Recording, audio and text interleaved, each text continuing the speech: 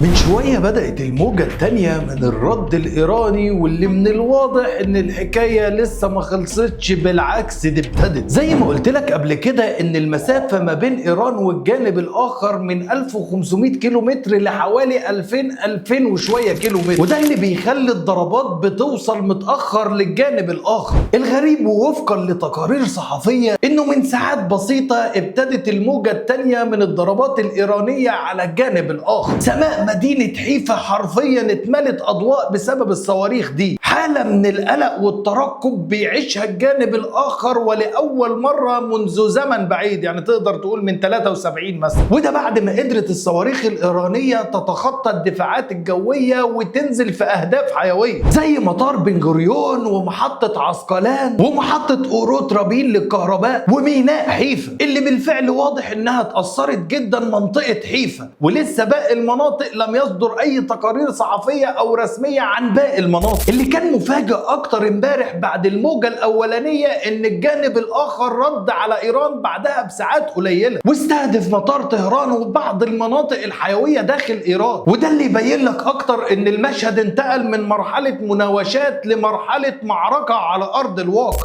الجديد بقى ان شوهد امبارح مشاهد ذكرتها بعض الصحف واتصورت ونزلت على السوشيال ميديا ان ايران استخدمت الغواصات في اطلاق صواريخ باليستيه على الجانب الاخر. المشهد ده غير مسبوق حرفيا، اول مره نشوفه في الحروب اللي دايره دي، وده في حد ذاته بيقول لنا ان الطرفين عدوا مرحله المناوشات بمراحل ودخلنا على مرحله جديده ما فيهاش خطوط حمراء. الحدث الاساسي اللي حصل امبارح بالليل مش مجرد رد عسكري، ده كان استعراض قوه من طهران. اكتر من 500 مقذوف انطلقوا على 3 دفعات وفقا برضه لتقارير صحفيه، واللي قالوا ان الدفاعات الجويه على الجانب الاخر ما قدرتش انها تصد كل المقذوفات دي، واللي ادى بالتبعيه انها توصل لاهداف وتصيبها بشكل مباشر. صحف دوليه قالت ان الخسائر في بعض المناطق غير مسبوقه، وبحسب تقارير غربيه منطقه مثلا زي رماد جان واللي حصل لها اضرار كبيره جدا في المباني السكنيه وتسجل فيها اصابات عديده وانهيار لبعض المباني السكنيه بتوصل ل 32 دور، ولأول مرة في تاريخ الصراع ما بينهم هما الاثنين يوصل بإيران إنها تستهدف منشآت عسكرية على الجانب الآخر، مش مجرد أطراف، لا منشآت عسكرية بعين.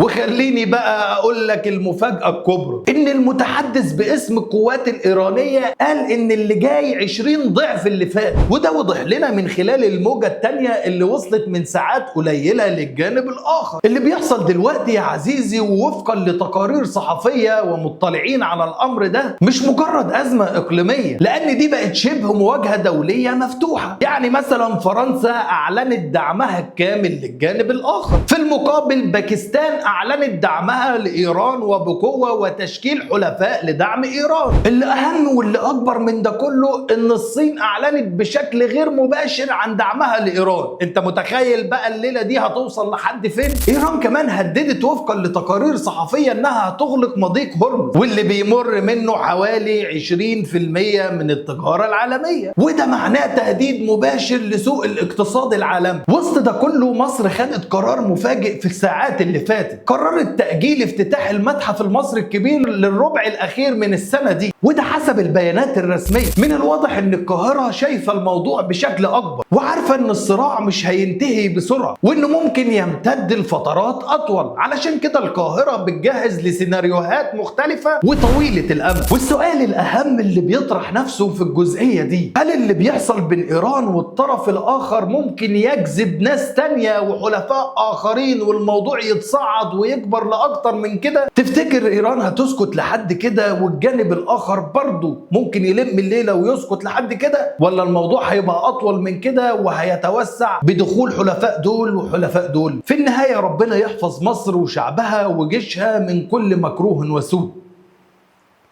بس كده.